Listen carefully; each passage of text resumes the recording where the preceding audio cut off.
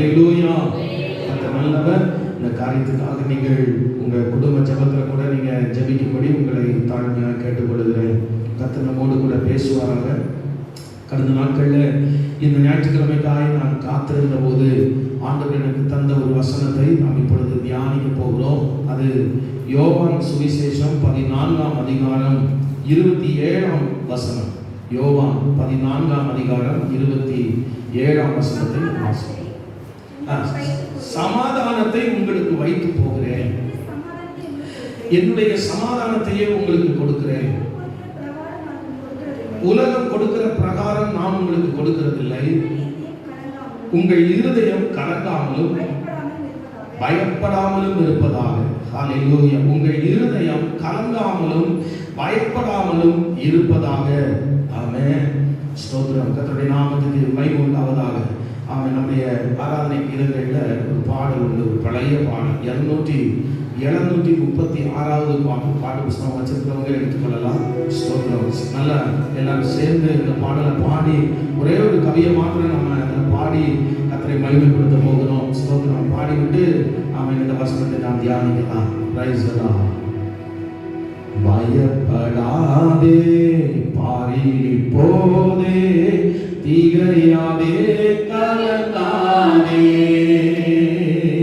பயப்படாதே, பாரில் போதே, திகையாதே, கலங்காதே. தெரிந்து கொண்டேன், பேர் சொல்லி அழைத்தேன், அறிந்து கொண்டேன், நீ என்னுடையவன். தெரிந்து கொண்டேன், பேர் சொல்லி அழைத்தேன், அறிந்து கொண்டேன், நீ என்னுடையவன். பயப்படாதே, பாரில் போதே, திகையாதே, கலங்காதே. திகையாதே, கலங்காதே. கண்ணீரை நீ கடந்தும் போது உன்னோடு கூட நான் இருப்பேன். ஆறுகளை நீ தாண்டும் போது அவைகள் உன்னை புரளுவதில்லை. கண்ணீரை நீ கடந்தும் போது உன்னோடு கூட நான் இருப்பேன். ஆறுகளை நீ தாண்டும் போது அவைகள் உன்னை புரளுவதில்லை. பயப்படாதே, பாரில் போதே, திகையாதே, கலங்காதே. திகையாதே, கலங்காதே. பயப்படாதே, பாரில் போதே, திகையாதே, கலங்காதே. திகையாதே, கலங்காதே. சபைக்கு தந்த வார்த்தையை அதுவரை நான் பெற்றுக் கொடுக்க போகிறேன். நீதான் இந்த ஜனங்களுக்கு இந்த வசனத்தை பெற்றுக் கொடுக்க முடியும். என்னை பயப்படுத்த வேண்டும் ஆண்டவரே. அல்லேலூயா. நம்முடைய வசனங்கள் வெளிப்படுவதாக, வெளிப்பாட்டு வரங்கள் கர்த்தர் கிரியை செய்ய வைப்பீராக. அல்லேலூயா. வார்த்தையை கேட்கிற ஒவ்வொருவருக்குள்ளும் வார்த்தையை கேட்கும் பொழுது ஒரு தைரியமும் ஒரு சந்தோஷமும் பிறக்க கர்த்தர் உதவி செய்யும் ஆண்டவரே. அல்லேலூயா. என்ன நோக்கத்தோடு இந்த வசனத்தை கர்த்தர் சபைக்கென்று தந்தீரோ அந்த நோக்கம் சபையில் இன்றைக்கு நிறைவேற கர்த்தர் உதவி செய்யும். என்னை மறைத்து ஆண்டவரே, என்னை மறைத்து நீர் வெளிப்படுவீராக. இயேசு நாமத்தில் பிதாவே. ஆமென். பொதுவாக இந்த வசனத்தை நாம் எல்லாருமே மனப்பாடமாக நாம் வைத்திருப்போம். இருந்தாலும் இந்த வசனத்தினுடைய பின்பகுதியை கர்த்தர் எனக்கு ஆமென் செய்திக்காக நான் காத்திருந்த போது கர்த்தர் என்னை அதை நினைவுபடுத்தி அந்த பின்பகுதியின் மூலமாய் இந்த வசனத்தினுடைய பின்பகுதி என்னை ஆழமாய் தொட்டது. அந்த வசனத்தை நான் மீண்டும் மீண்டும் தியானிக்க கர்த்தர் எனக்கு உதவி செய்தார். தியானித்த போது கர்த்தர் எனக்கு 2 செய்திகளை அதிலிருந்து பிறப்பித்தார். அதில் ஒன்றைதான் இன்னைக்கு உங்களோடு நான் பகிர்ந்து கொள்ள போகிறேன். அல்லேலூயா. சொல்லுங்க பார்க்கலாம். பாருங்கள், உங்கள் இருதயம் கலங்காமலும் பயப்படாமலும் இருப்பதாக என்ற வசனத்தின் பின்பகுதி சொல்லுகிறது. ஆண்டவர் சொல்லுகிற சமாதானத்தை உங்களுக்கு வைத்து போகிறேன், என்னுடைய சமாதானத்தையே உங்களுக்கு கொடுக்கிறேன், உலகம் கொடுக்கிற பிரகாரம் நான் உங்களுக்கு கொடுக்கிறதில்லை, உங்கள் இருதயம் கலங்காமலும் பயப்படாமல் இருப்பதாக. அல்லேலூயா, ஸ்தோத்திரம். இதை யாரை பார்த்து இயேசு சொன்னார் என்று சொன்னால், இயேசுவோடு இருக்கும்படி தெரிந்து கொள்ளப்பட்டவர்கள், தம்மோடு இருக்கும்படி அழைக்கப்பட்டவர்கள். அப்ப தெரிந்து கொள்ளப்பட்ட சீஷர் கூட்டத்துக்கு, அழைக்கப்பட்ட கூட்டத்துக்கு, அதிலும் அப்போஸ்தலர்களாய் இருக்கும்படி தேவனால் தெரிந்து கொள்ளப்பட்ட அந்த கூட்டத்துக்கு ஆண்டவர் சொன்ன வார்த்தை தான், இவர்களை பார்த்து தான் ஆண்டவர் சொல்லுகிறாரு, உங்கள் இருதயம் கலங்காமலும் பயப்படாமலும் இருப்பதாக. அப்படியானால் எவ்வளவு பெரிய சீஷர்களாக இருந்தாலும், எவ்வளவு பெரிய அப்போஸ்தலர் என்று சொல்லி பெயர் பெற்றாலும், எவ்வளவு பெரிய, அதாவது எல்லாத்தையும் விட்டவர்கள் என்று சொல்லுகிற ஒரு பெயரை எடுத்திருந்தாலும் கூட, அவங்க வாழ்க்கையிலையும் சில நேரங்களில் பயப்படும்படியான, கலங்கும்படியான சில சூழ்நிலைகள் வந்து விடுகிறதான் செய்கிறது. அல்லேலூயா, கர்த்தருடைய நாமத்துக்கு மகிமை உண்டாவதாக. ஆமென். உண்மையிலேயே பயம் என்று சொல்லுவது ரொம்ப வேதனையான ஒரு காரியம்தான். நீங்க எடுத்து வாசிக்க வேண்டாம், நான் சொல்லுகிற வேத பகுதியை நீங்க வீட்டுல போய் பார்த்துக்கொள்ளுங்க. நியாயாதிபதிகளின் புத்தகத்துல 7ஆம் அதிகாரத்தை நீங்க வீட்டுல போய் நீங்க வாசித்து பாருங்க. அங்கே வந்து கிதியோன் மூலமாக கர்த்தர் ஒரு பெரிய யுத்தத்தை அங்கு நடத்த விரும்பினார். அந்த கிதியோனுடைய வார்த்தையை கேட்டு கிட்டத்தட்ட 32,000 ஜனங்கள், 32,000 பேர் அவன் ஸ்தோத்திரம் யுத்தத்திற்கு என்று சொல்லி வந்தார்கள். அந்த வேளையில தேவன் கிதியோனை பார்த்து சொல்லுகிறார், ஸ்தோத்திரம், அந்த ஜனங்கள் ரொம்ப அதிகமா இருக்கிறாங்க, 32,000 பேர் வந்திருக்கிறாங்க. ஆண்டவர் பார்க்கிறார், இந்த ஜனங்கள் ரொம்ப அதிகமா இருக்கிறாங்க, ஆகையினால இவர்கள் ஜெயம் எடுத்தால் இவர்கள் எனக்கு மகிமையை செலுத்துவார்களா, செலுத்த மாட்டார்களா அப்படிங்கிற ஒரு சந்தேகம் ஆண்டவருக்கு வந்தது. இவங்க எனக்கு மகிமையை செலுத்துவார்களா, எனக்கு மகிமை செலுத்துவதை காட்டிலும் ஒருவேளை இவர்கள் மனிதர்களுக்கு கொடுத்து விடுவார்கள். எனவே இவர்களை பார்த்து நீ ஒரு வார்த்தை சொல்ல வேண்டும் என்று ஆண்டவர் இந்த கிதியோனுக்கு கட்டளையிட்டார். என்ன வார்த்தை தெரியுமா? அது பயமும் திகிலும் உள்ளவன் அவன் பின்னிட்டு ஓட கடவன் என்று சொல்ல வேண்டும் என்று சொல்லி ஆண்டவர் கிதியோனுக்கு கட்டளையிட்டார். என்ன கட்டளையிட்டார்? பயமும் திகிலும் உள்ளவன் பின்னிட்டு ஓடக்கடவன். இந்த வார்த்தையை கிதியோன் சொன்ன உடனே கிட்டத்தட்ட அவன் அந்த 32,000 பேர் வந்திருந்த ஜனங்களை பார்த்து, 32,000 பேர் நிக்கிற மக்கள் கூட்டத்தை பார்த்து கிதியோன் இந்த வார்த்தையை சொன்ன உடனே 22,000 பேர் ஓடி போய் விட்டதாக வேதம் சொல்லுகிறது. மீதி எவ்வளவு பேர் இருக்காங்க? 32,000த்துல 22,000 மீதி எவ்வளவு? அந்த 10,000. இப்படியே ஃபில்டர் பண்ணி பயமும் திகிலும் உள்ளவங்க இத அந்த வேத பகுதியை நீங்க வாசித்து பாருங்க. கடைசியில யுத்தத்துக்கு 300 பேர் மாத்திரம் தான் வந்தார்கள். தேவன் தெரிந்து கொண்டிருந்த 300 பேர் மாத்திரமே. இந்த 300 பேரை மாத்திரம் கொண்டு கர்த்தர் ஒரு பெரிய வெற்றியை கிதியோன் மூலமாக எடுத்தார். ஒரு அல்லேலூயா சொல்லுங்க பார்க்கலாம். அல்லேலூயா. அப்படியானால் அந்த ஓடி போனவர்கள் எல்லாம் ஏன் ஓடி போனார்கள் என்று சொன்னால், அவங்க எல்லாம் பயம் உள்ளவர்கள், அவர்கள் எல்லாரும் திகில் உள்ளவர்கள்.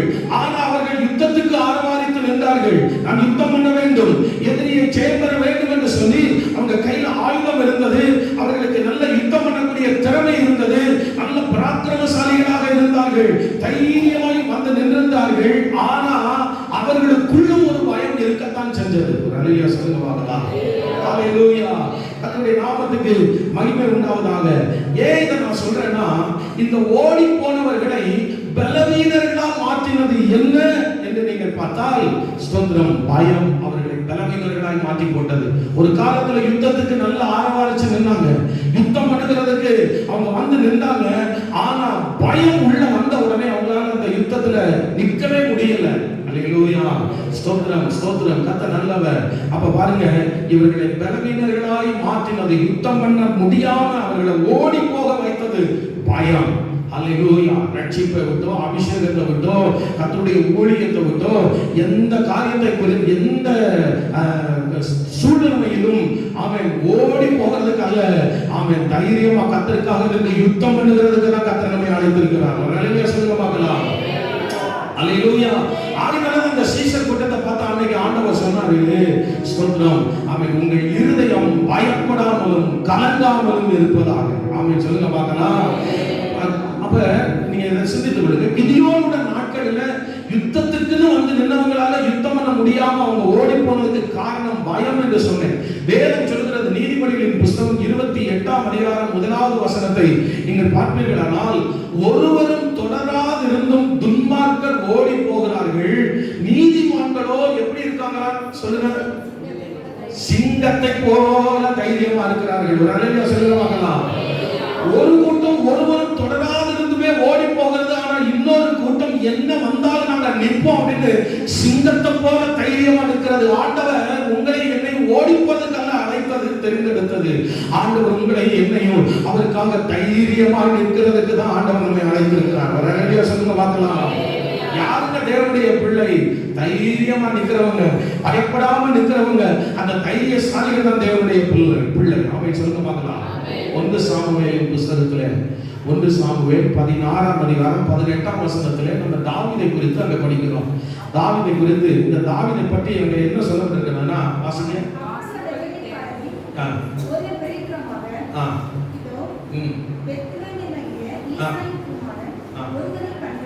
கண்டிருக்கிறேன். அவன் வாசிப்பதில் தேறினவன், அவன் பராக்கிரமசாலி, யுத்த வீரன், காரிய சமர்த்தன், சௌந்தரியம் உள்ளவன், கர்த்தர் அவனோட கூட இருக்கிறார் என்றான். தாவீது ஆடுகளை வைத்துக் கொண்டிருக்கிறான்.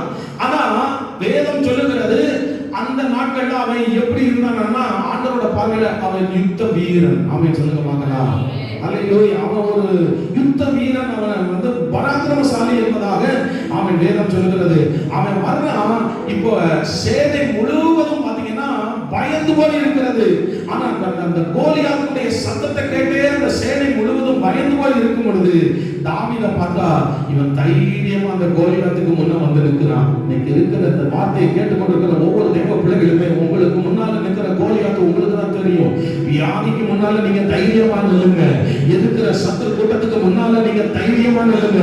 ஆண்டவர் நமக்கு வாக்குத்தத்தம் தந்திருக்கிறார், உங்க இருதயம் கலங்காமலும் பயப்படாமலும் இருப்பதாக. அல்லேலூயா சொல்லுங்க பார்க்கலாம். தேவ பிள்ளைகள் யாருன்னா இப்படி தைரியமா நிக்கிறவங்க தான். சிங்கத்தை போல தைரியமா நிக்கிறவர்கள் தான் தேவனுடைய பிள்ளை. இந்த தைரியம் இது வந்து அறிவினால் இந்த தைரியம் வந்துராது, நம்முடைய அனுபவத்தினால் இந்த தைரியம் வந்துராது, நம்ம திறமையினால வந்துராது.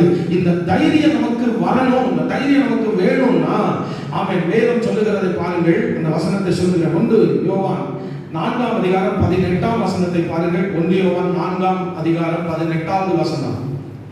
ஸ்தோத்திரம். வாசிங்க. அன்பிலே பயம் இல்லை. என்ன இல்ல? அன்பிலே என்ன இல்ல? பயம் இல்லை. பூரண அன்பு பயத்தை புறமே தள்ளும். பயமானது, அடுத்து சொல்லப்பட்டிருக்கு, பயமானது வேதனை உள்ளது, பயப்படுகிறவன் அன்பில் பூரணப்பட்டவன் அல்ல. ஆண்டவர் திட்டம் தெளிவாய் நமக்கு சொல்லி இருக்கிறார். ஆவியானவர் எழுதிவிட்டார். பாருங்க, அன்பிலே பயம் இல்லை, பூரண அன்பு பயத்தை என்ன செய்யும்? புறமே தள்ளும். ஆமென் சொல்லுங்க பார்க்கலாம். அப்ப நான் நினைக்கிறேன், நம்ம பயப்படாம வாழ்க்கையில முன்னேறி செல்லணுமானால், பயப்படாம ஊழியத்துல முன்னேறி செல்லணுமானால், பயப்படாம எல்லா சூழ்நிலையிலும் தைரியமா கிறிஸ்துவுக்காக நாம் நிலை நிற்கணுமானால் அன்பில பூரணப்படணும். அல்லேலூயா சொல்லுங்க பார்க்கலாம். நாம் தேவனுடைய அன்பில வளர வளர வளர, நாம் தேவனுடைய அன்பினால வளர்ந்து அதிலே பூரணப்பட இந்த நமக்குள்ளே இருக்கிற வளர்ந்திருக்கிற அந்த அன்பு பயத்தை ஆட்டோமேட்டிக்கா இருதயத்தை விட்டு புறமே தள்ளிடும். ஒரு ஆமென் சொல்லுங்க பார்க்கலாம். நீங்க ஸ்தோத்திரம். 2 தீமோத்தேயு 1ஆம் அதிகாரம் 7வது வசனத்தை கூட நீங்க பாருங்கள்.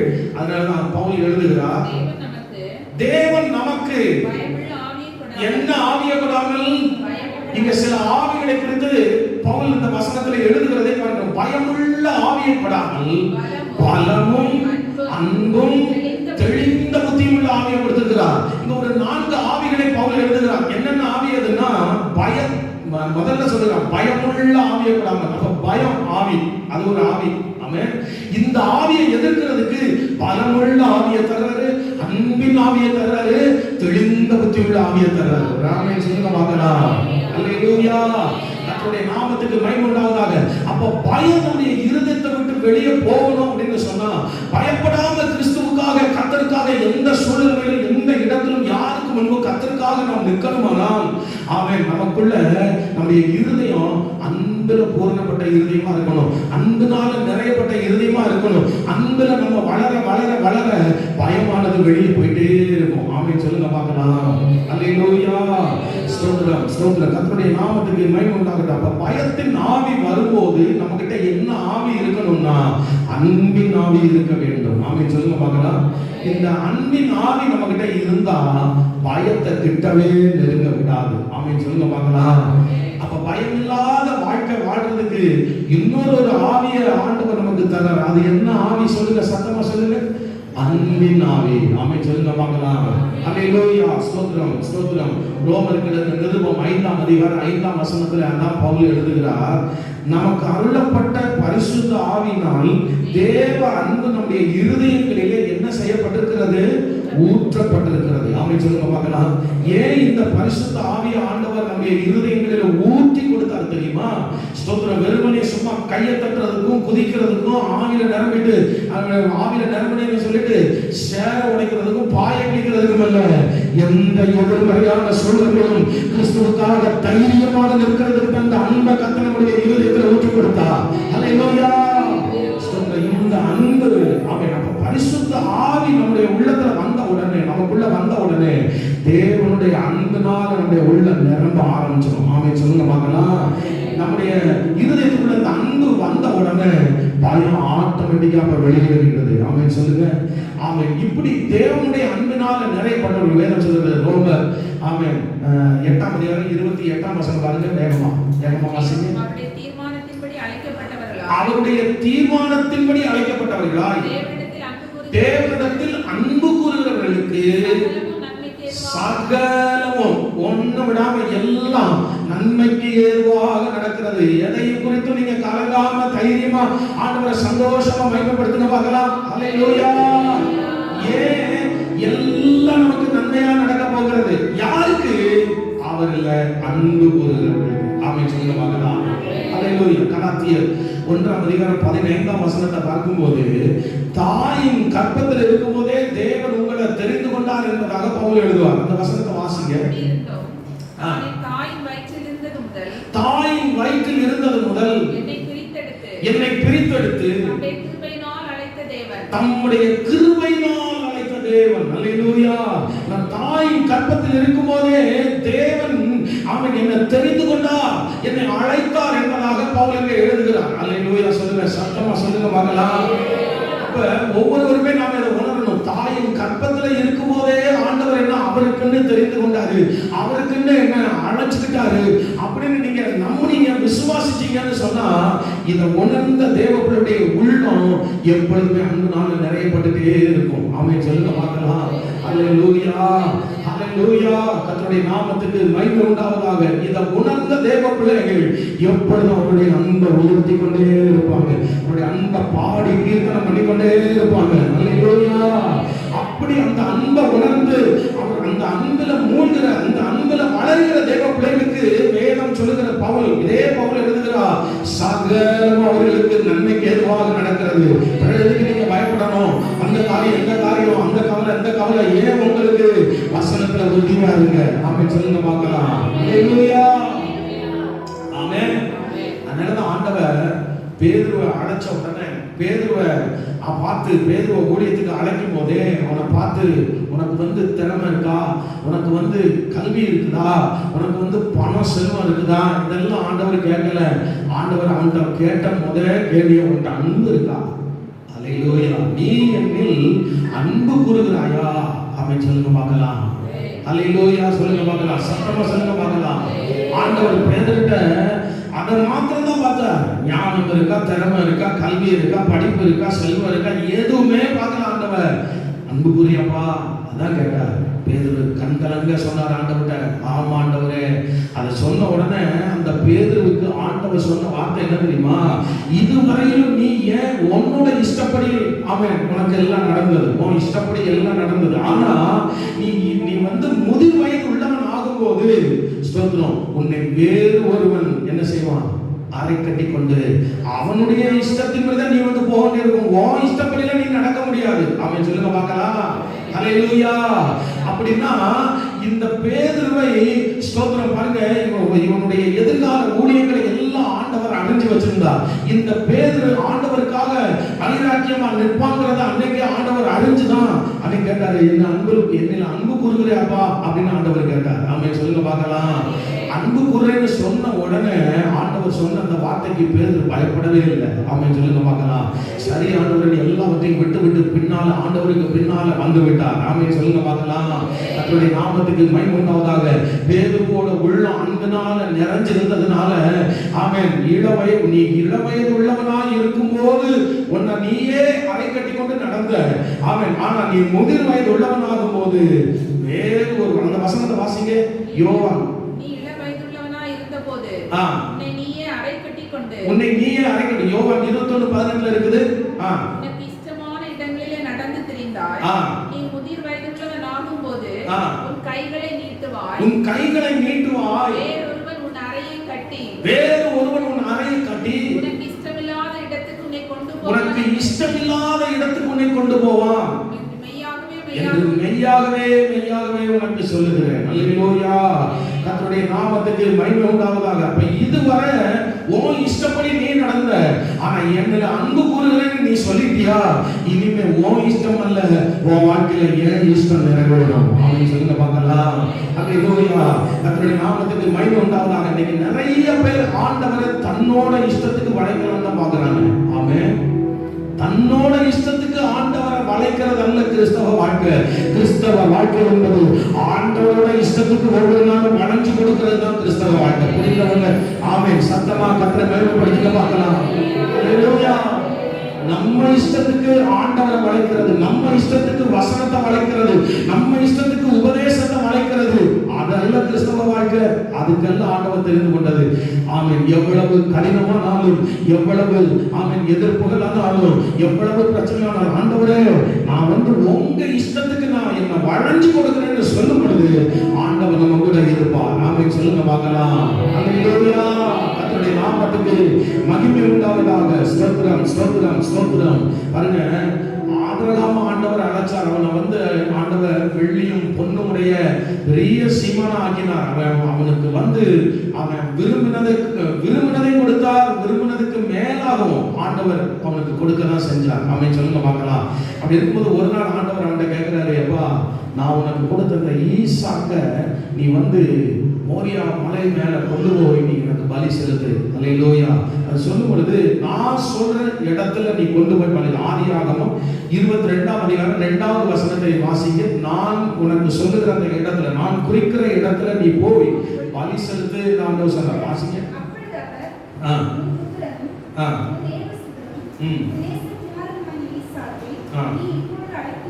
நீ இப்பொழுது அழைத்துக் கொண்டு மோரியா தேசத்துக்கு போய்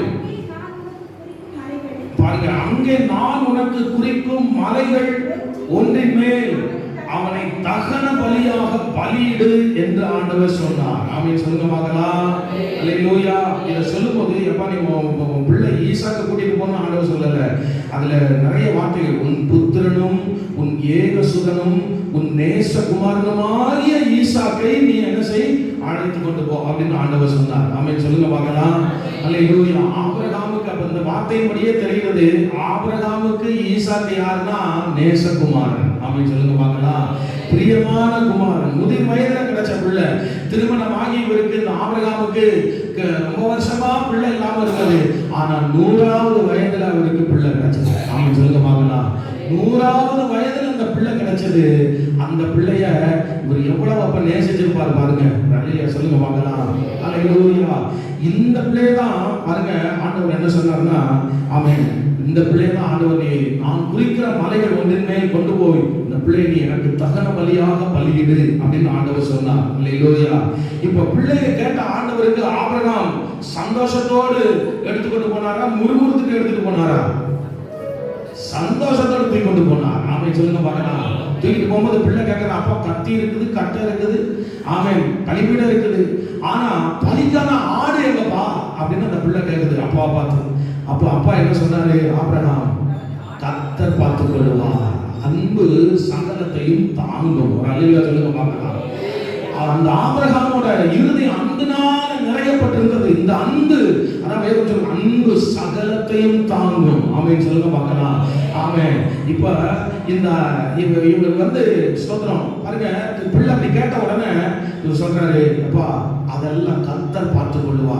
ஈசாவும் அதை கேட்டுட்டு, எப்படிப்பா ஒருவேளை அவங்க கூட இப்படி கேட்டிருக்கலாம், நம்மளா இருந்தா கூட கேட்டிருப்போம். அது எப்படிப்பா கத்தியை கொண்டு வர சொல்றாரு, கட்டையை கொண்டு வர சொல்றாரு, பலிபீடத்துல நீங்க தான் உட்கார்ந்து சொல்றாரு, ஆனா இது மட்டும் எப்படிப்பா அப்படின்னு நம்மளா இருந்தா நம்ம கேட்டிருப்போம். ஆனா ஈசாக்கு கேட்கவே இல்லை. ஆமென் சொல்லுங்க பார்க்கலாம். ஈசாக்கோட உள்ளத்திலும் இருந்தது என்னன்னா, தூக்கிட்டு போறது எங்க அப்பா தான், என்னை கிடத்துறது அப்பா தான். ஆமென் ஸ்தோத்திரம். எனக்கு மேல கத்திய ஓங்குறது எங்க அப்பா தான். ஆனா ஆமென் ஸ்தோத்திரம், நிச்சயமா எங்க அப்பா ஆமென் ஸ்தோத்திரம் என்ன செய்ய மாட்டாருன்னா, எனக்கு ஒரு தீங்கு செய்ய மாட்டார், எனக்கு தேவன் நன்மையாகவே முடிய பண்ணுவார். ஈசாக்கும் அதை நம்பினான். ஆமென் சொல்லுங்க பார்க்கலாம். ஆபிரகாமோட உள்ளமும் ஆண்டவரை நம்பி சார்ந்து இருக்குது, அவரோட அன்புனால் நிறையப்பட்டிருக்கு. ஈசாக்கோட உள்ளமும் கர்த்தரை சார்ந்து இருக்கிறது. இதை பார்த்த உடனே ஆண்டவர் ஆபிரகாமை எச்சரித்தாரு, தடுத்துட்டாரு. போதும், நீ நிறுத்து. அல்லேலூயா, கர்த்தருடைய நாமத்துக்கு மகிமை உண்டாகட்டும். அந்த இடத்துல ஆண்டவர் சொன்ன அந்த இடத்துல தேவனுக்கு பலி செலுத்துவதற்கு ஆண்டவர் ஏற்கனவே ஆபிரகாமுக்கு நாங்க ஆட்டை உண்டாக்கி ஏற்படுத்தி வச்சிட்டார். ஆமென் சொல்லுங்க பார்க்கலாம். கர்த்தருடைய நாமத்துக்கு மகிமை உண்டாவதாக. ஸ்தோத்திரம் ஸ்தோத்திரம். அப்ப நான் சொல்லுகிறேன், நம்முடைய பாதை, நாம் போகிற பாதை நாம் விரும்புகிற பாதையா இல்லாட்டாலும், ஆமென், நம்ம போகிற பாதை ஆமென் நம்ம விரும்பாத, நமக்கு பிடிக்காத ஒரு பாதையா இருக்கலாம். ஆனா அந்த பாதையில தேவ சித்தத்தின்படி நடக்க மாத்திரம் ஒரு பிள்ளை, தேவ பிள்ளை ஒப்பு கொடுப்பார்கள் என்று சொன்னார். நிச்சயம் சொல்லுகிறேன், அவர்கள் இருதயத்துல பயம் என்பது துளி அளவும் இருக்காது. அல்லேலூயா, ஸ்தோத்திரம். கர்த்தருடைய நாமத்துக்கு மகிமை உண்டாவதாக. ஸ்தோத்திரம் ஸ்தோத்திரம். அவர் இந்த அன்புனால இந்த ஆண்டவர் ஸ்தோத்திரம் என்னுடைய உள்ளத்தை நிறைக்கணும்னு விரும்புகிறவர்கள் மாத்திரம் அவன் என்னோடு சேர்ந்து இந்த பாடலை பாடுவீங்களா? ஆமென் ஸ்தோத்திரம்.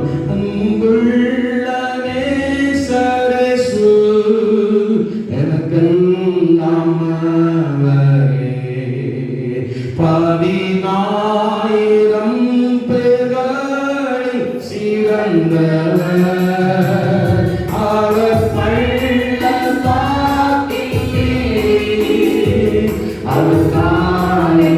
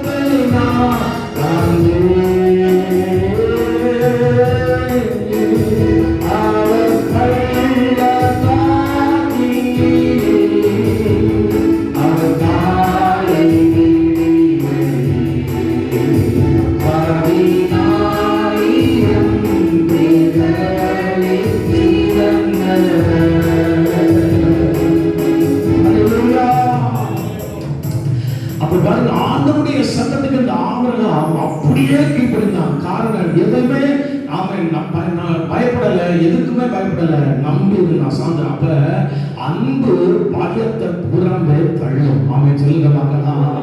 நாற்பதுக்கு பயமுண்டாவதாக. அல்லேலூயா. பேரு சிறைச்சாலையில வைக்கப்பட்டிருந்தான். நம்ம எல்லாருக்கும் தெரியும், சிறைச்சாலையில் வைக்கப்பட்ட அந்த பேதுரு சிறைச்சாலையில் என்ன பண்ணினாங்க? நித்திரை பண்ணினான். அவனுக்காக ஜெபம் பண்ணது யாரு? சபை அவனுக்காக ஊக்கமா ஜெபம் பண்ணது. ஆனா பேதுரு நித்திரை பண்ணினான். சிறைச்சாலையில இருக்கும் பொழுது அவனுக்கு எப்படிங்க நித்திரை வந்தது? ஸ்தோத்திரம். ஒரு நல்ல கவனிங்க, பிரச்சனைக்குள்ள, கஷ்டங்களுக்குள்ள, தேவைகளுக்குள்ள இருக்கும் பொழுது நமக்கெல்லாம் நிம்மதியா உறக்கம் வராது, நிம்மதியா தூக்கம் வராது. காரணம் என்ன தெரியுமா? உள்ளுக்குள்ள பயம் இருக்கும். ஆமே, இன்னைக்கு அந்த பயம் வெளியே போகணும். ஆமே சொல்லுங்க வாங்கலாம். பேதுரு சிறைச்சாலையில இருக்கும் போதும் நிம்மதியா. காரணம் என்னன்னா அவரோட இருதயத்துல அன்பு அப்படியே நிரம்பி இருந்தது. ஆண்டவர் மேல எந்த நிலையிலும் ஆண்டவர் என்ன தோற்று போக விட மாட்டா. ஆமே சொல்லுங்க பார்க்கலாம். அந்த இருதயத்தினால, அந்த நம்பிக்கையினால பேதுருவோட இருதயம் நிரம்பி இருந்தது. ஆண்டவர் கைவிட்டாரா? ஆமே சொல்லுங்க பார்க்கலாம். பேதுருவை விடுவிக்கும்படி கர்த்தர் தூதனை அனுப்பினாரே. ஆமே சொல்லுங்க பார்க்கலாம். அல்லேலூயா. எந்த பிரச்சனையில் இருந்தாலும் விடுவிக்கும்படி கர்த்தர் அந்தந்த சமயங்களில் தூதர்களை அனுப்புவார். நீங்க செய்ய வேண்டியது என்ன தெரியுமா? அவரை மாத்திரம் நம்பி இருக்கும்படி, சார்ந்து இருக்கும்படி உங்க இருதயத்தை தேவ அன்புனால நிரப்பி வச்சுக்கிடணும். ஆமே சொல்லுங்க பார்க்கலாம்.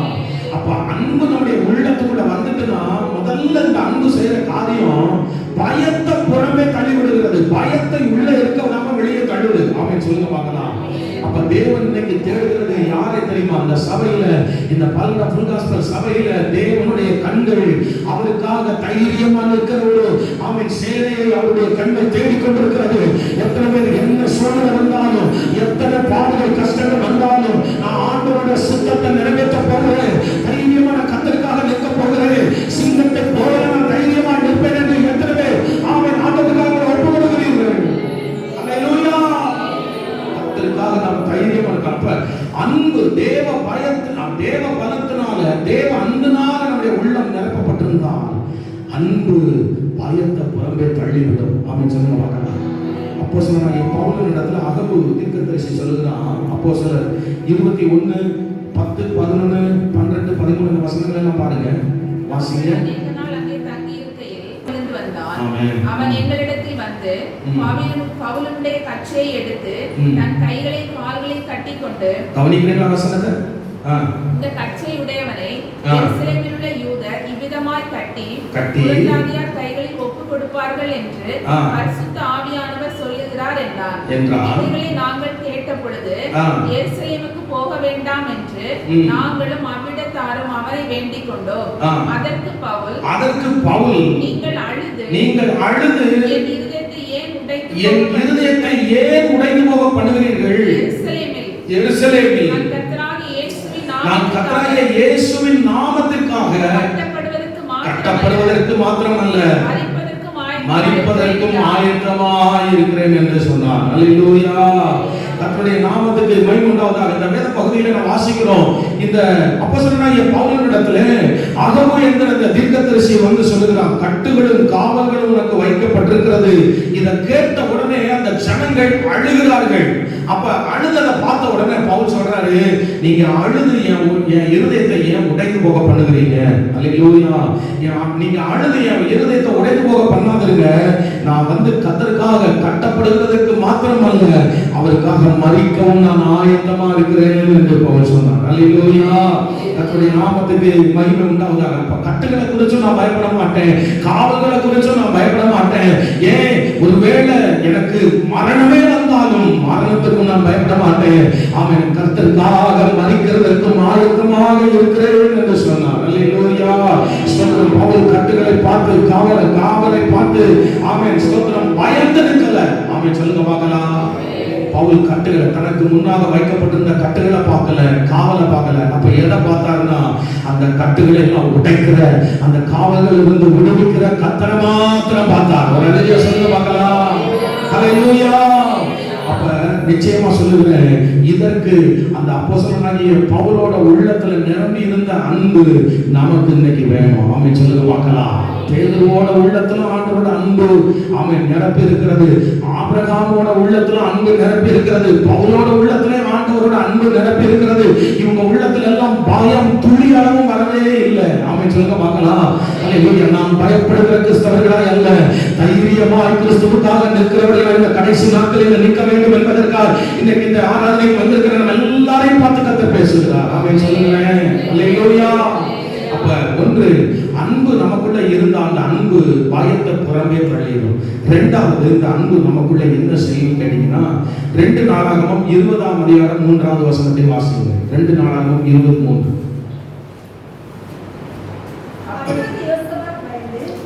அப்பொழுது யோசபாத் பயந்து கர்த்தரை தேடுகிறதற்கு ஒருமுகப்பட்டு யூதாவெங்கும் உபவாசத்தை கூறுவித்தார். அப்பொழுது யோசபாத் பயந்து அப்படின்னு சொல்லப்பட்டிருக்கிறது. ஆனா இந்த யோசபாத் சாதாரணமானவன் கிடையாது. இவனை குறித்து நீங்க அறிந்து கொள்ளணுமானா இப்ப வீட்டுல போய் வாசித்து கொள்ளுங்க. 2 நாளாகவும் 17ஆம் அதிகாரத்துல இவனை குறித்து ஆவியானவர் எழுதி வைத்திருக்கிறார். ஸ்தோத்திரம் பாருங்க. ஆனா 20ஆம் அதிகாரத்துல வரும் பொழுது, இந்த 20ஆம் அதிகாரத்துல யோசபாத் பயந்தான் என்று எழுதப்பட்டிருக்கு. ஏன் பயந்தான்னா, இவனுக்கு விரோதமாக அவ்வளவு பெரிய, இவனை விட ஒரு பெரிய சேனை யுத்தத்திற்கு வந்தது. அல்லேலூயா, ஸ்தோத்திரம். அப்பொழுது இவன் என்ன செஞ்சான்னா, பயந்து, வசனம் சொல்லுகிறது, கர்த்தரை தேடுகிறதற்கு ஒருமுகப்பட்டு யூதாவெங்கும் உபவாசத்தை ஆமென் கூறினான். அல்லேலூயா, கர்த்தருடைய நாமத்துக்கு மகிமை உண்டாவதாக. ஸ்தோத்திரம். பாருங்க, இவன் பயந்தான். அந்த பயம் இவனை ஜெபத்துக்குள்ளே நடத்தி பாருங்க, இவன் ஜெபம் பண்ணின உடனே கர்த்தர் பலப்படுத்துகிறார். இவன் என்ன பண்றான்னா, அடுத்துள்ள வேத பகுதியில நீங்க வாசித்தால், முதல்ல ஆரம்பத்துல பயந்து ஜெபம் பண்ணினவன், ஆனா பின் நாட்கள் அடுத்த நிமிஷமே கர்த்தர் அவனை பலப்படுத்தின உடனே அவன் கர்த்தரை பாடுகிறவனாக, கர்த்தரை துதிக்கிறவனாக மாறி போனான். நாம சொல்லுங்க பார்க்கலாம். பயந்து ஒரு காரியத்துக்காக, ஒரு பிரச்சனைக்காக பயந்து முழங்கால் போட்டவன கர்த்தர் எப்படி மாட்டினார்னா, அவனை பலப்படுத்தி, எப்ப நீ இப்படி பயப்படுறவனாவே இருக்காத, நீ பாடுறவனா மாறு, நீ துதிக்கிறவனா மாறுன்னு கர்த்தர் மாத்தினாரு. அவன் சொல்லுங்க பார்க்கலாம். அல்லேலூயா. பாருங்க, ஸ்தோத்திரம். யாக்கோபை எடுத்துக்கொண்டீங்கன்னா, யாக்கோபு வந்து ஏசாவுக்கு பயந்து அவன் வந்து ஓடுனான். ஸ்தோத்திரம். அந்த ஒரு ஆளுக்காக பயந்துதான் அவன் தேசம் விட்டு தேசம் அவன் வந்து ஓடினான். ஸ்தோத்திரம். கர்த்தருடைய நாமத்துக்கு மகிமை உண்டாகும். ஆனா 20 வருஷம் கழிச்சு ஏசா வந்து 400 பேரோடு யுத்தத்துக்கு வருகிறான் என்று சொன்ன உடனே அவன் யுத்தத்துக்கு வந்தான். ஆதியாகமம் 32ஆம் அதிகாரம் 6வது வசனத்திலே நாம் அதை பார்க்க முடியும். யுத்தத்துக்கு வந்தான். வந்தபோது அதுல 11ஆம் வசனம் 12ஆம் வசனத்தை நீங்க பாத்தீங்கன்னா, அந்த வேளையில யாக்கோபு பயந்து ஒரு ஜெபம் பண்ணினான் ஆண்டவரிடத்துல. அல்லேலூயா. யாக்கோபு பயந்த நேரத்துல ஜெபம் பண்ணான். அப்ப நல்லா கவனிங்க. 2 நாளாகமம் 23ல யோசபாத் பயந்து ஒரு ஜெபம் பண்ணா, கர்த்தர் அவனை பலப்படுத்தினார், பாடுறவனா மாத்திட்டார். அல்லேலூயா, ஸ்தோத்திரம். யாக்கோபு பயந்தான். பயந்தவன அந்த பயம் அவனை ஜெபத்துக்குள்ள கொண்டு போச்சு. நம்ம எல்லாருக்கும் தெரியும், அந்த ஏசாமியே திரும்பி போனான். ஆமென் சொல்லுங்க பார்க்கலாம். ஸ்தோத்திரம். கர்த்தருடைய நாமத்துக்கு மகிமை உண்டாவதாக. ஆனா நல்லா கவனிங்க, இந்த 2 சம்பவத்திலேயுமே இவர்களுக்கு வந்த அந்த பயம் இவர்களை எங்கே நடத்தினார் என்றால் ஜெபத்துக்கு. நிறைய நேரங்கள்ல நம்முடைய உள்ளத்துல சில நேரங்கள்ல பயம் வந்துடும். ஆனா அந்த பயம் எங்கே நம்மை நடத்துகிறதுனா கர்த்தருக்குள்ளதான் என்ன நடத்துதுன்னு சொல்றீங்களா? ஆமென் சொல்லுங்க பார்க்கலாம். அந்த பயம் ஜெபத்துக்கு நம்மளை நடத்துது, ஆண்டவரோட சமூகத்துக்கு நம்மளை நடத்துது. ஏன் தெரியுமா? ஆமென். எந்த பிரச்சனையை கண்டு நீங்க பயந்தீங்களோ அந்த பிரச்சனையை உங்க கண் முன்னாடியே மாத்துறதுக்காக கர்த்தரோட ஜெபிக்க வைக்கிறதுக்கு அந்த ஜெபத்துக்கு நடத்துறான். ஆமென் சொல்லுங்க பார்க்கலாம். நிறைய பேர் பிரச்சனையை முன்னிட்டு நீங்க ஜெபம் பண்ணீங்களா, எனக்கு இவ்வளவு பிரச்சனை, நான் எப்படி ஜெபம் பண்றது அப்படின்பாங்க. யோசபாத் பயந்த நேரம் அந்த பயம் அவனை ஜெபத்துக்கு நடத்துச்சு. நீங்க அப்படிப்பட்ட ஒரு யோசபாத்தா இருங்க. ஆமென் சொல்லுங்க பார்க்கலாம். நீங்க அப்படி ஜெபிக்கிற யோசபாத்தா இருங்க. நீங்க அப்படி ஜெபிக்கிற யாக்கோபா இருங்க. ஜெபிக்கிற யாக்கோபுக்கு ஜெபித்த அந்த யோசபாத்துக்கு ஆண்டவர் என்ன செஞ்சாரா? இப்படியே நீ பயந்து ஜெபம் பண்ணிட்டு வச்சாரா? ஆமென். அந்த பயந்த யோசபாத்தை குறித்து அங்க சொல்லப்பட்டிருக்கிறது, அவன் கர்த்தரை பாடத் தொடங்கினான். ஆமென் சொல்லுங்க பார்க்கலாம். அப்போ ஒரு காலத்துல பயந்து முழங்காற்படிக்கிட்டு ஜெபம் பண்ண இந்த யோசபாத்து, ஆமென், பின் நாட்கள்ல அடுத்து எப்படி மாறினான்னா, ஆமென் ஸ்தோத்திரம், நல்ல தைரியமா சந்தோஷமா கர்த்தரை மகிழ்ந்து துதிக்கிற ஒரு யோசபாத்தா மாறினான். ஆமென் சொல்லுங்க பார்க்கலாம். அல்லேலூயா. அப்ப நான் சொல்லுவேன், எந்த ஒரு உங்களை பயப்படுத்தும்படியான ஒரு சூழ்நிலை, ஒரு காரியம் உங்க வாழ்க்கையில சம்பவிக்கும் போது தேவ அன்புனால நீங்க நிரப்பி வச்சிருந்தீங்கன்னா முன்ன ஜெபிக்கிறதை காட்டிலும் அந்த நேரத்தில் அதிகமா நீங்க ஜெபிக்க கர்த்தர் உங்களை நடத்துவா. முன்னே துதிக்கிறதை காட்டிலும் அதிகமாய் துதிக்க கர்த்தர் உங்களை நடத்துவா. அப்படி துதிக்கிறவர்களை, அப்படி பாட தொடங்கினவர்களை நிச்சயம் அந்த பாடல் அவர்களை வெற்றி சிறக்க பண்ணும். அவர்கள் துதித்த அந்த துதி அவர்களை வெற்றி எடுக்க வைக்கும். ஆமென் சொல்லுங்க பார்க்கலாம். அல்லேலூயா. கர்த்தருடைய நாமத்துக்கு மகிமை உண்டாவதாக. அப்ப அன்பு நம்முடைய உள்ளத்தை நிரப்பி இருந்ததுன்னா பயத்தை புறம்பே தள்ளும்.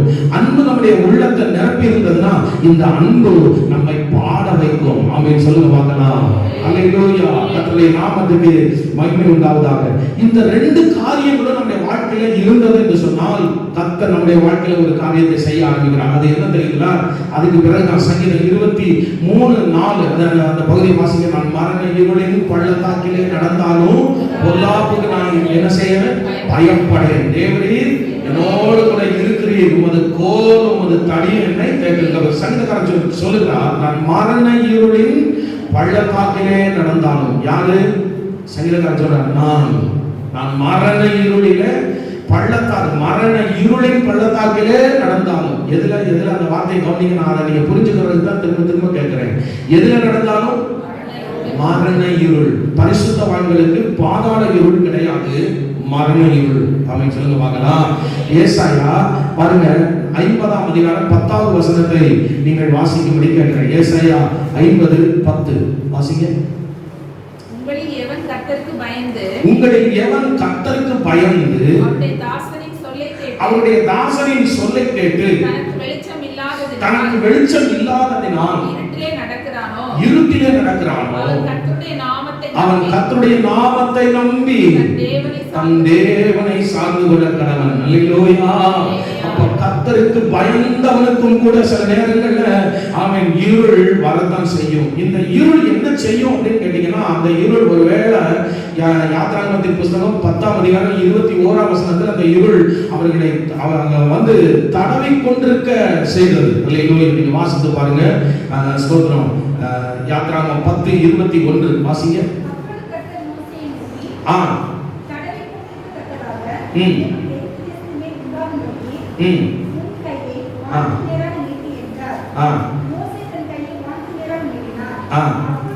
நான் ஏன் இந்த வசனத்தை உங்களுக்கு வாசிக்க காட்டுறேன்னா, இருள் என்ன செய்யும்னா தடவி திரிய பண்ணும். அதாவது அடுத்த ஒரு ஸ்டெப் தெரியாம, வழி தெரியாம திகைக்க பண்ணும். அல்லேலூயா. கர்த்தருடைய நாமத்துக்கு மகிமை உண்டாவதாக. அப்படிப்பட்ட வழி தெரியாத ஒரு இருள், அந்த மாதிரிப்பட்ட இருள் வரும் பொழுது ஆண்டவர் சொல்லுகிறார், மீகா தீர்க்கதரிசன புஸ்தகம் 7ஆம் அதிகாரம் 8வது வசனத்துல, என் சத்துருவே எனக்கு விரோதமாய் சந்தோஷப்படாதே, நான் இருளிலே உட்கார்ந்திருந்தாலும் கர்த்தர் எனக்கு வெளிச்சமாக இருப்பார். கரங்களை தட்டி கர்த்தருடைய நாமத்துக்கு நன்றி செலுத்தலாமா? கர்த்தருக்கு பயந்த ஒரு பிள்ளை, அவருக்கு பயப்பட்டு உண்மையா நடக்கிற அவருடைய பிள்ளை ஒருவேளை இருளிலே உட்கார்ந்திருந்தார், அந்த இருளிலும் கர்த்தர் அந்த பிள்ளைக்காக வெளிச்சமாய் இருப்பாரா? ஆமென் சொல்ல மாட்டானா? அல்லேலூயா. கர்த்தர் எனக்கு வெளிச்சமா இருப்பார்னு நம்புறாங்க மாத்திரம் சத்தமா ஒரு அல்லேலூயா சொல்லுங்க பார்க்கலாம். எல்லா இருளையும் கர்த்தருக்கு வெளிச்சமாக்குவா. ஆமென். அல்லேலூயா. சங்கீதம் 18ல சங்கீதக்காரன் சொல்றாரு, சங்கீதம் 18 கர்த்தாவே என் பலனாகிய கர்த்தாவே உம்மிலே அன்பு கூறுவேன். ஆமென் சொல்லுங்க பார்க்கலாம். என் பலனாகிய கர்த்தாவே உண்மையிலே அன்பு கூறுவேன். இதனுடைய முடிவு என்ன கேட்டீங்கன்னா, அடுத்து அவரே சொல்றாரு, அவருக்குள்ள ஒரு தைரியம் வந்துருச்சு. உண்மையிலே அன்பு கூறுவேன்னு சொன்னவர் அடுத்து சொல்றாரு, உம்மாலே நான் ஒரு சேனைக்குள்ள பாருவேன், உம்மாலே நான் ஒரு மதிலை தாண்டுவேன். இப்படியெல்லாம் அவர் விசுவாச அறிக்கையிட ஆரம்பிச்சிட்டாரு. இப்போ அவருக்கு அடுத்து சொல்றாரு 18:28 வாசிங்க. தேவரீர் என் விளக்கை ஏற்றுவீர், என் தேவனாகிய கர்த்தர் என் இருளை வெளிச்சமாக்குவார். ஏன் வெளிச்சமாக்குவார்னா, தேவனாகிய கர்த்தாவே உண்மையிலே அன்பு கூறுவேன்னு சொன்ன பாத்தீங்களா? ஆமென் சொல்லுங்க பார்க்கலாம். தேவன் என்ன அன்பு கூர்ந்த அந்த தாவீதுடைய வாழ்க்கையில இருந்த எல்லா இருளையும் மாற்றி ஆண்டவர் அவனுக்கு வெளிச்சத்தை உண்டாக்கினது போல, ஆமென். மீகா தீர்க்கதரிசி சொல்லும்போது கூட, நான் இருளிலே உட்கார்ந்தால் கர்த்தர் எனக்கு வெளிச்சமா இருப்பார் என்று சொல்லப்பட்டது போல, கர்த்தர் எல்லா இருளையும் யாருக்கு அகற்றி ஆண்டவர் வெளிச்சத்தை உண்டாக்குறார்னா, அவரிலே அன்பு கூறுகிறவர்களுக்கு தான் அதை செய்கிறார். ஆமென் சொல்லுங்க பார்க்கலாம். அல்லேலூயா. கர்த்தருடைய நாமத்துக்கு மகிமை உண்டாவதாக. ஒரு 3 காரியங்களை உங்களோடு நான் வேகமா பகிர்ந்து கொண்டேன். என்னன்னா, அவரிலே அன்பு கூறுகிறவர்களுக்கு அவர் கட்டுகளை எல்லாம் அறுப்பார்.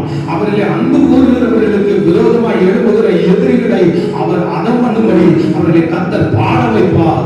அவரிலே அன்பு கூறுகிறவர்களுக்கு அவர்களுக்கு முன்பாக இருக்கிற எல்லா இருளையும் வெளிச்சமாக்கி அவர்களுக்கு ஒரு பிரகாசத்தை கர்த்தர் உண்டாக்குவார்.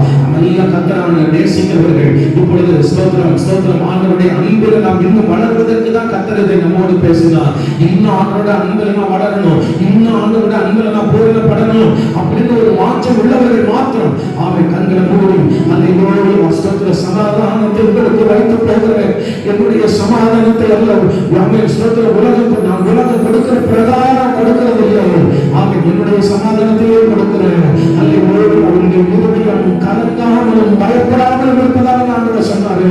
அல்லேலூயா ஸ்தோத்திரம் ஸ்தோத்திரம் ஸ்தோத்திரம். எல்லா பயங்கள் எல்லா கலக்கங்கள் இயேசுவின் நாமத்தில் இருதயத்தை விட்டு இந்த வேளையில வெளியேறுவதாக. ஹalleluya ஹalleluya. இந்த வேளை அப்படியே சொல்லிக்காரங்க, ஆண்டவரே நான் உண்மையில அன்பு கூறுவேன்ப்பா, உண்மையில நான் அன்பு கூறுவேன்ப்பா, உண்மையில நான் அன்பு கூறுவேன்ப்பா, அன்பில் நான் வளருவேன் ஆண்டவரே. ஹalleluya ஹalleluya ஹalleluya. ஆமென் ஆமென் ஆமென். அன்பு கூறுகிறவர்களே ஆமென் ஆமென். ஸ்தோத்திரம் ஸ்தோத்திரம் ஸ்தோத்திரம். ஹalleluya.